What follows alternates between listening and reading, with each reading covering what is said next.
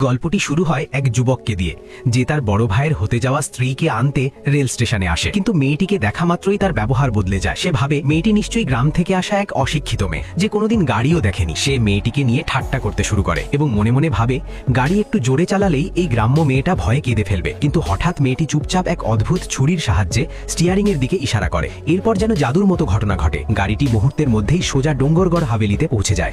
গাড়ি থেকে নামতেই ছোট ভাই বমি করতে শুরু করে, অথচ মেয়েটির ওপর একটুও প্রভাব পড়ে না। সে সঙ্গে সঙ্গে বুঝে যায় গাড়িটিতে ভয়ঙ্কর নেতিবাচক শক্তি রয়েছে। ছোট ভাইয়ের সম্মান বজায় রেখে সে তাকে সাবধান করে দেয় আজ রাতে গাড়ি না চালাতে, আর সেই ছুরিটি তার হাতে তুলে দেয়। কিন্তু ছেলেটি তাকে ভণ্ড মনে করে ছুরিটি দেয়ালের দিকে ছুঁড়ে মারে। পরের মুহূর্তেই দেয়াল ভেঙে পড়ে আর সে অল্পের জন্য প্রাণে বেঁচে যায়। সে বুঝতেই পারেনি এটি কোনো সাধারণ ছুরি নয়। কিছুক্ষণ আগেই এই ছুরির সাহায্যে প্রকাশ্য দিনে শিশু পাচারকারী এক ভয়ঙ্কর চক্রকে ধরা হয়েছিল। আসলে সেই মেয়েটি এই পৃথিবীতে বেঁচে থাকা শেষ সাপ ছুরি ধারক। সেই ছুরিটি এক সেনা কর্মকর্তাকে দেয় যাতে অপহৃত শিশুদের খুঁজে পাওয়া যায়। কিন্তু সেখানেও প্রথমে তাকে ভণ্ড বলে অবহেলা করা হয়। ওদিকে পাচারকারীরা একদম নির্ভীক ছিল এবং কিছুই স্বীকার করছিল না। শেষমেশ সেই কর্মকর্তা মেয়েটির চোখে অদ্ভুত এক বিশ্বাস দেখে ছুরিটি গ্রহণ করেন। মেয়েটি হালকা হাসি দিয়ে চোখ বন্ধ করে, হাত দিয়ে বিশেষ এক মন্ত্র মুদ্রা তৈরি করে এবং প্রাচীন এক অনুসন্ধান বিদ্যার ব্যবহার করে। চারদিকে সোনালী আলো ছড়িয়ে পড়ে, বিভিন্ন সূত্র এক জায়গায় মিলিত হয় এবং মাত্র 1 মিনিটের মধ্যেই কাছের শহরে নিখোঁজ শিশুদের হাস্তানা প্রকাশ পায়। চিরঞ্জীবী নাট্যমণ্ডলী। এরপর মেয়েটি সোজা শেখাওয়াত পরিবারের হাভেলির দিকে রওনা দেয়।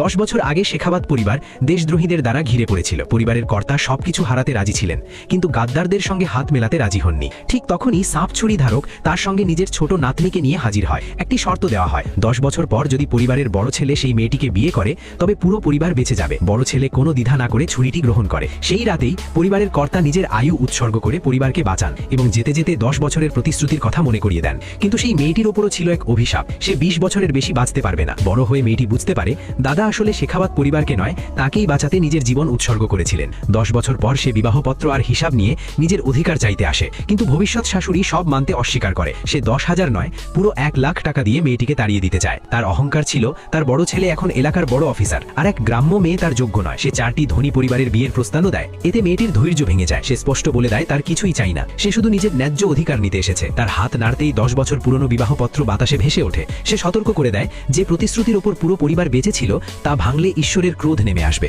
রাগে ঘরের মালকিন তাকে বের করে দেওয়ার আদেশ দেয়। মেয়েটি হতাশ গলায় বলে দাদা মানুষের বিচার করতে ভুল করেছিলেন। সে চলে যেতে উদ্যত হয়, ঠিক তখনই পিছন থেকে বিবাহপত্র ছিঁড়ে ফেলার চেষ্টা করা হয়। মেয়েটি শেষ সতর্ক বার্তা দেয়, এই কাগজ ছিঁড়লে শাস্তি সঙ্গে সঙ্গে আসবে। ঠিক সেই মুহূর্তে পরিবারের কর্তা আর বড় ছেলে বাড়ি ফিরে আসে, কিন্তু তখনই হাভেলির ওপর কালো মেঘ জমে যায়। পরিবেশ ভারী হয়ে ওঠে। তবুও ঘরের মালকিন জেদ ধরে রাখে। লোক পাঠিয়ে মেয়েটিকে ঘিরে ফেলে এবং বলে আজ দেখা যাক সত্যি কোনো শাস্তি আসে কিনা। হঠাৎ করেই এক ভয়ঙ্কর কণ্ঠস্বর চারদিকে গমগম করে ওঠে।